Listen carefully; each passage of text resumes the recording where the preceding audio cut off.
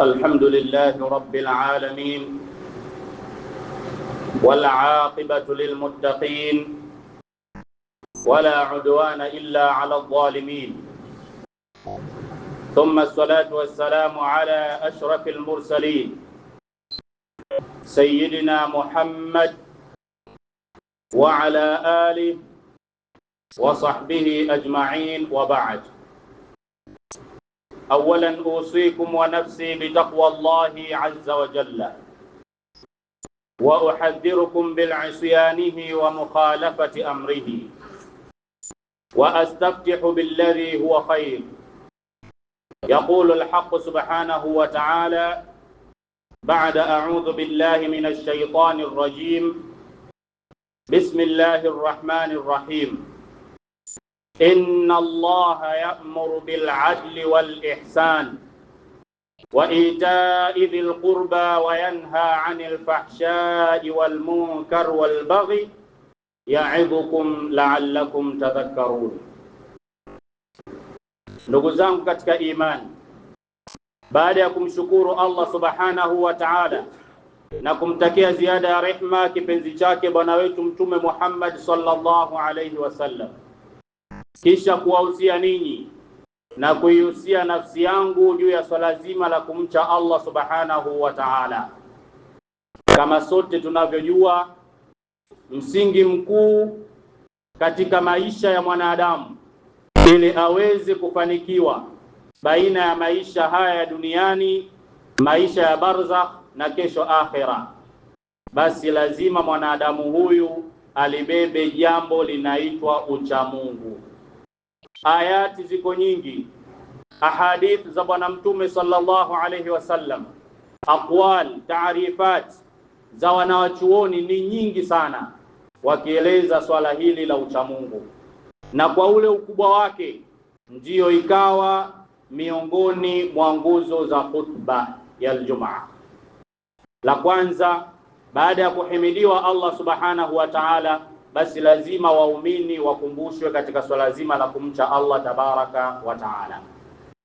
Ndugu zangu katika imani, kama tunavyotambua walillahi alhamdu, bado tupo katika miezi mitatu au miezi minne mitukufu. Mwezi wa kwanza na wa pili ilishapita, na huu wa tatu leo tupo mwezi 26 Dhulhijja. Tunakwenda kumaliza mwezi wa tatu miongoni mwa ile miezi minne mitukufu.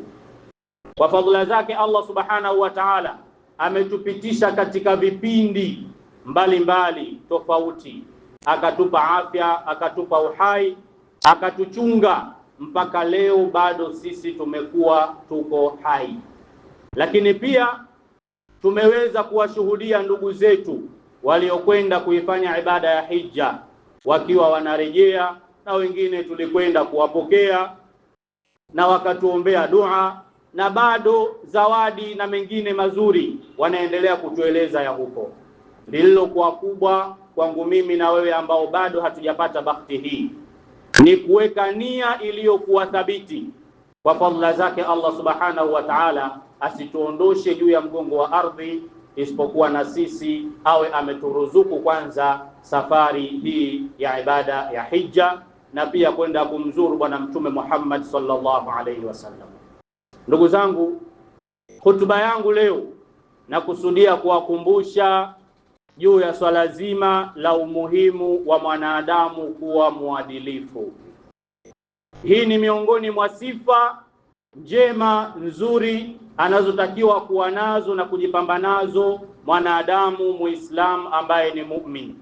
Lakini kwa uchache wa imani, kwa kutokukaa madarasani, leo kuzembea, tukawa tunazidi, imani zinashuka, hofu ya kumwogopa Allah subhanahu wa ta'ala inazidi kupungua na kupotea kabisa. Watu wengi tumekosa jambo linaitwa uadilifu. Kwa hiyo nikaona leo tukumbushane juu ya swala hili la uadilifu. Al-adalatu fil Islam, uadilifu katika Uislamu. Taarif inasema almusawatu baina nnasi, uadilifu ni kufanya usawa baina ya watu, fil huquqi, katika haki mbalimbali, wal jawanibi ay wal wajibati, na katika nyajibu mbalimbali. Kwa nini tunatakiwa kufanya haki na kwa nini tunatakiwa tutekeleze nyajibu mbalimbali? Kinyume cha mtu kutekeleza uadilifu au kuitekeleza haki, basi anakuwa mtu huyu amelifanya jambo linaitwa dhulma, na dhulma ubaya wake ni mkubwa, kama vile ambavyo Allah subhanahu wa ta'ala mwenyewe anaeleza akituambia katika hadithul qudus, inni haramtu dhulma ala nafsi, hakika yangu mimi nimeiharamisha dhulma juu ya nafsi yangu, waj'altuhu bainakum muharrama, na nikaifanya baina yenu kuwa ni jambo lililokuwa haramu. Mwanadamu ambaye hatoishi kwa kuchunga haki za watu, basi mtu huyo ataingia katika kuwadhulumu watu. Lakini walwajibat, yajibu ziko nyingi. Kuna upande wa mambo ya wajibu ya kuyatekeleza katika kufuata maamrisho ya Allah subhanahu wa ta'ala, kama tunavyojua swala ni wajibu, zaka, funga na mengine. Lakini pia kuna nyajibu mbalimbali ambazo mwanadamu anatakiwa kuzitekeleza sehemu ya karibu tu kwa yule mtu ambaye ameoa. Yeye anao uwajibu, anatakiwa kujua wajibu wake ni upi kwa mkewe, wajibu wake ni upi kwa familia yake, yapi anayotakiwa kuyasimamia. Lakini hata kama ni mfanyabiashara, wale anaofanya nao biashara, wafanyakazi wake, anatakiwa kutambua upi wajibu wao ili awatekelezee haki zao. Lakini sio hapo tu, wa i'ta'i kulli dhi haqqin haqqahu, na kumpa kila mwenye haki haki yake. Hii ndiyo taarifu ya uadilifu katika Uislamu. Lakini Allah subhanahu wa ta'ala mwenyewe katika kitabu chake ameleta ayati nyingi akieleza umuhimu na ubora wa mtu kuwa mwadilifu. Akatuambia, inna Allaha ya'muru bil adli wal ihsan. Allah mwenyewe tabaraka wa taala anaamrisha, anawataka wanadamu sisi Waislamu kwanza tuwe ni waadilifu, lakini pia tuwe ni wenye kutenda wema.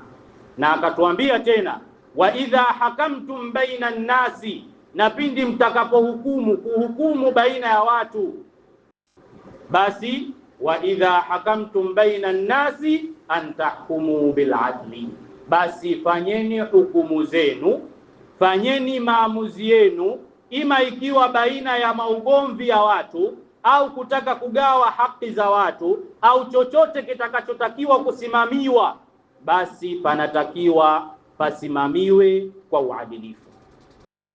Lakini pia Bwana Mtume Muhammad sallallahu alayhi wasallam yeye mwenyewe, laqad hatha an-nabiy sallallahu alayhi wasallam ala al-adli, Bwana Mtume Muhammad sallallahu alayhi wasallam mwenyewe amehimiza sana juu ya swala zima la uadilifu, fi jamii jawanibil hayati, katika pande zote za maisha ya mwanadamu ambaye tayari amebaligh, ana majukumu, basi anatakiwa kujua katika kila upande, katika kila sekta, katika kila jambo atakalokuwa analiendea, analisimamia, analifanya, basi ajue katika hilo kuna upande unaitwa uadilifu. Basi katika hiyo sehemu lazima autekeleze ule uadilifu. Lakini pia wabayana, na amebainisha Bwana Mtume Muhammad sallallahu alaihi wasallam manzilatahu alazima, ile nafasi, daraja, ule ubora wake uliokuwa mkubwa wa jambo hili la uadilifu. Lakini wajazaa ahlihi fi dunya wal akhirah, pia Bwana Mtume sallallahu alaihi wasallam alitueleza wazi, akatuwekea wazi kabisa malipo ya yule ambaye atautekeleza uadilifu, nini atakachokipata katika haya maisha ya dunia, lakini pia nini atakachokipata katika maisha ya akhera. Ndugu zangu, Bwana Mtume sallallahu alaihi wasallam anasema, innal muqsitina inda Allahi, hakika wale waadilifu watu ambao walisimama ulimwenguni wakawa wanautekeleza uadilifu, basi siku ya kiyama mbele ya Allah, ala manabira min nur, hawa watakuwa juu ya mimbar zenyewe zenye nuru. Watu gani? Alladhina ya'diluna fi hukmihim, ni wale ambao wanafanya uadilifu katika hukumu zao. Hukumu, ikiwa wewe ni wakili au ni una nafasi yoyote katika masala ya sheria, basi unatakiwa kuangalia kama ni Muislamu na mu'min ambaye unamwamini Allah na unaiamini siku ya mwisho, unatakiwa kusimama katika uadilifu juu ya hiyo hukumu ambayo utakayokuwa unaitoa. Ukiwa ni mwalimu, wanafunzi kuna kosa wamelifanya, basi pia unatakiwa kusimama katika uadilifu juu ya hiyo hukumu ambayo utakayoitoa juu ya wakosaji hao katika hao wanafunzi wako. Lakini sio hayo tu, wa ahlihim, na wale ambao walifanya uadilifu kwa wake zao, kwa watu wao wa majumbani. Leo wengi wa wanaume, mimi mzungumzaji, udhaifu huo nao, lakini hata wengi miongoni mwa nyinyi wasikilizaji, udhaifu huo tunao. Wengi tumekosa uadilifu.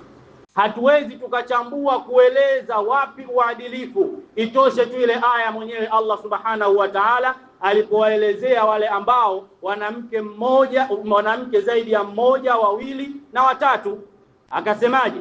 walan tastati'u an ta'dilu baina an-nisa'i walau harastum, hamutoweza kamwe, imetumika lan, kamwe, milele, hilo jambo halitowezekana kufanya uadilifu baina ya wanawake, hata kama mtajitahidi mtakupia.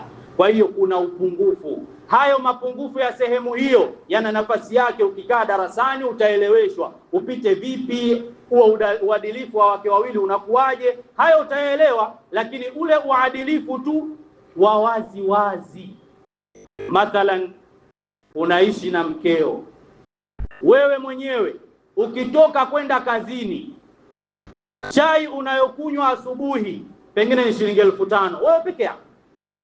Chakula utakachokula mchana pengine ni shilingi 7,000. Chakula utakachorudi jioni ndio utakuja kushirikiana na watu hapa nyumbani. Lakini hapa nyumbani, wakati wewe umeshatumia huko ulikokuwa ofisini shilingi 12,000, wewe uliondoka hapa nyumbani, kuna watoto 5 na mke pengine na ndugu, uliacha shilingi 10,000. Hapa tayari kuna jambo ambalo haliko sawa. Lazima tujitahidi Waislamu waumini kusimama katika swala zima la uadilifu. Lakini pia sio kwa wake zao tu, wama wallau, na kwa wale ambao au kwa vile ambavyo wanavitawalia, wanavisimamia. Wanatakiwa wanadamu au tunatakiwa Waislamu kuwa waadilifu. Hadithi hii rawahu Muslim. Lakini pia Bwana Mtume sallallahu alaihi wasallam alilieleza swala la uadilifu katika upande almasuliyatul adli, katika ule upande wa watu kusimamia na kuulizwa masala ya uadilifu. Akatuambia, kullukum ra'in wa kullukum mas'ulun an ra'iyatihi, nyinyi nyote, kila mmoja miongoni mwenu ni mchunga, lakini pia kila mmoja atakuja kuulizwa juu ya kile ambacho alikuwa anakichunga. Kwa hiyo unatakiwa ujue wakati unaishi, siku ya kiyama mbele ya Allah subhanahu wa ta'ala utakwenda kuulizwa juu ya kila ambacho ulikuwa unakisimamia. Vipi nafasi yako katika swala la uadilifu ulikuwa unaitekeleza hapo? Lakini pia al-adlu fil khusuma, Bwana Mtume sallallahu alaihi wasallam alitupa habari, akatueleza pia mwanadamu Muislamu unatakiwa kusimama na uadilifu baina ya magomvi. Akatuambia hadithi kutoka kwa Abi Hurairah radhiallahu anhu, Mwenyezi Mungu ziwe juu yake, qala Rasulullah sallallahu alayhi wasallam, anasema mjumbe wa Mwenyezi Mungu, rehma na amani zimshikie juu yake, wa ta'dilu baina al-ithnaini sadaqa, na kufanya uadilifu baina ya watu wawili ambao walikuwa ni wagomvi, walikosana, wewe ukasimama ukalizungumzia jambo hilo, ukalisimamia jambo hilo, ukaliendesha kwa uadilifu mpaka likaisha salama, basi jambo hili malipo yake kwako wewe unapata ujira wa sadaqa. Hadithi hii rawahu al-Bukhari. Ndugu zangu katika imani, Swala la uadilifu ni katika miongoni mwa tabia njema anazotakiwa kujipamba nazo Muislamu, na yule ambaye atasimama na uadilifu, basi huyu ndio atakuwa anaisimamisha dunia katika njia ya sawa. Huyu ndiye ambaye atakuwa anaukomboa umma, anaikomboa jamii, anaikomboa familia yake, lakini na nafsi yake, madam tu mtu huyu ni mwenye sifa ya kuwa anasimama na uadilifu. Bismillahir Rahmanir Rahim. Wal 'asr innal insana lafi khusr illa alladhina amanu wa 'amilus salihat wa tawasaw bil haqqi wa tawasaw bis sabr. Barakallahu li wa lakum bil Qur'anil 'azim wa nafa'ani wa iyyakum bil ayati wadh dhikril hakim. أقول قولي هذا وأستغفر الله العظيم لي ولكم ولسائر المسلمين والمسلمات والمؤمنين والمؤمنات الأحياء منهم والأموات. ادعوا الله وأنتم موقنون بالإجابة.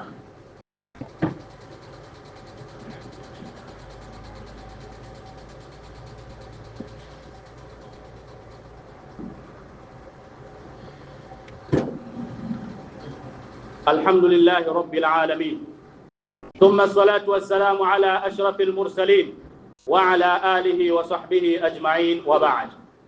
أوصيكم ونفسي ثانيا بتقوى الله عز وجل، وأحذركم بالعصيانه ومخالفة أمره، وأستفتح بالذي هو خير. يقول الحق سبحانه وتعالى بعد أعوذ بالله من الشيطان الرجيم بسم الله الرحمن الرحيم إن الله يأمر بالعدل والإحسان إلى آخر الآية. Ndugu zangu, katika hutuba yangu ya pili naimalizia hutuba yangu ya kwanza ambayo unwani yake ni ubora au umuhimu wa Muislamu mu'min kuwa mwadilifu.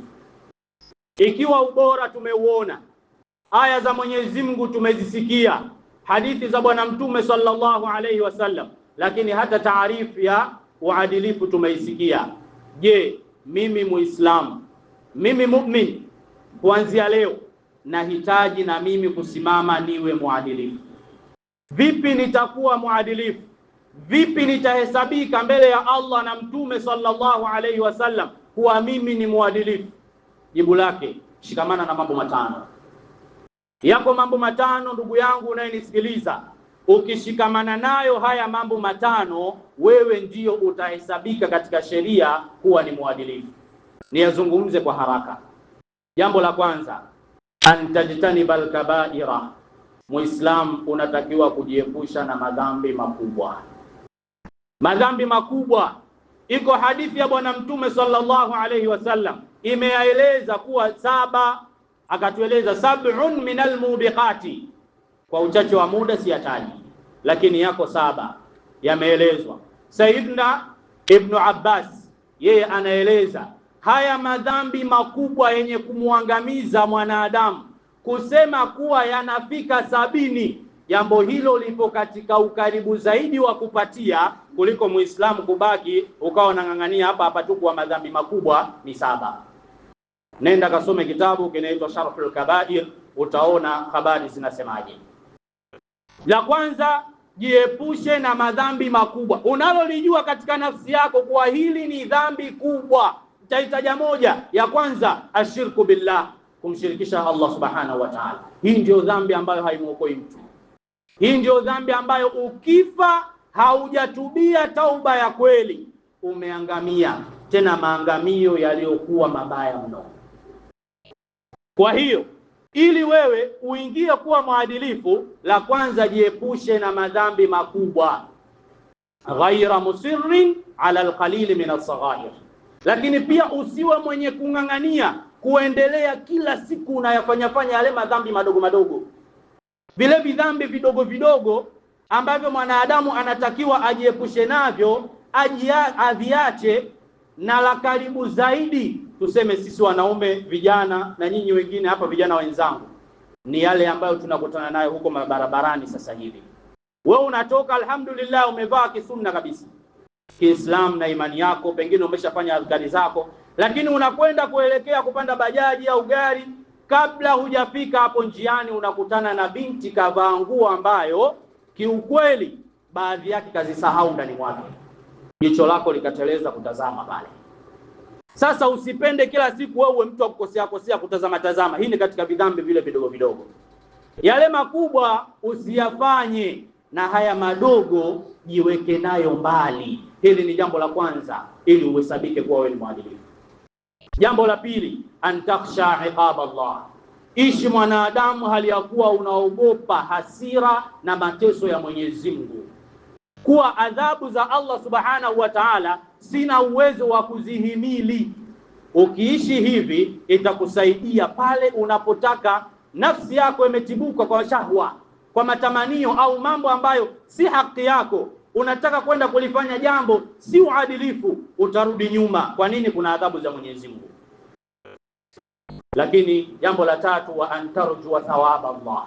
Unatakiwa uishi hali ya kuwa unataraji Allah subhanahu wa ta'ala atakulipa malipo ya yale mema na mazuri na khairati unazozifanya, hata kama wanadamu hawakuzingatii.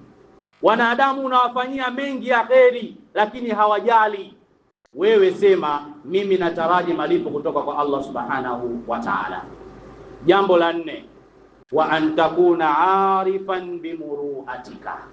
Unatakiwa mwanadamu Muislamu ambaye unayapima mambo kwa akili timamu, akili sahihi. Unatakiwa uijue nafasi yako, ijue heshima yako, ujue murua wako. Ukisimama ukaijua nafasi yako na murua wako, hii itakusaidia, hautoingia kuyafanya mambo ambayo hayaendani na wewe. Utavaa katika yale mavazi ambayo hata mwingine akikuona hatokubughudhi, kwa sababu umeijua nafasi yako. Lakini pia hata kama upo ofisini, hautokuwa unakwenda kuingilia nafasi za watu, utasimama katika nafasi yako. Hii ni kuijua heshima yako, nafasi yako. Hili ni jambo la nne. Na jambo la tano, wa antakuna arifan bimuruati ghairika. Muislamu unatakiwa kujua nafasi ya Muislamu mwenzako. Tukiishi hivyo, kila mmoja anajua mimi nafasi yangu inaishia hapa, hii ni nafasi ya mwingine, na hii ni heshima ya mtu mwingine. Nitakapolifanya hili leo, huyu ni jirani yangu, ananiheshimu, tunaswali msikiti mmoja, huyu ni binti yake au huyu ni mke wake. Je, nitakapokwenda kuzungumza naye kumtaka kwa ajili ya machafu, nani namvunjia heshima? Unamvunjia heshima huyu muumini mwenzako, huyu Muislamu mwenzako, ndiye unamvunjia heshima yake. Kwa hiyo utakuwa umeingia katika murua wa mtu mwingine. Ndugu zangu katika imani, jambo lilokuwa bora sana kwetu ni kuyasikia machache kisha kwenda kuyafanyia kazi, na kuyafanyia kazi yale ambayo tutakuwa tumeyasikia ndiyo jambo bora zaidi kuliko kuyapata mengi ambayo tutatoka mwisho tutakuwa tumeyasahau au kuachana nayo. Allah subhanahu wa ta'ala anijalie mimi pamoja na nyinyi tuwe miongoni mwa waadilifu na wenye kushikamana na waadilifu. Inna Allaha wa malaikatahu yusalluna ala nabi ya ayyuhalladhina amanu sallu alayhi wa sallimu taslima. اللهم صل وسلم على حبيبك المصطفى ورسولك المرتضى خاتم النبيين والمرسلين وعلى آله وصحبه أجمعين. اللهم أرض عن الخلفاء الأربعة الكرام حماة الإسلام الخليفة أبي بكر الصديق وأمير المؤمنين عمر بن الخطاب وسيدنا عثمان بن عفان وسيدنا علي بن أبي طالب رضي الله عنهم وعن بقية أصحاب رسول الله صلى الله عليه وسلم أجمعين. اللهم اغفر المؤمنين والمؤمنات والمسلمين والمسلمات الأحياء منهم والأموات. عباد الله، إن الله يأمر بالعدل والإحسان وإيتاء ذي القربى وينهى عن الفحشاء والمنكر والبغي يعظكم لعلكم تذكرون. فاذكروا الله العظيم يذكركم واشكروه على نعمه يزدكم ولذكر الله أكبر والله يعلم ما تصنعون. والحمد لله على التمام والكمال. وأقم الصلاة.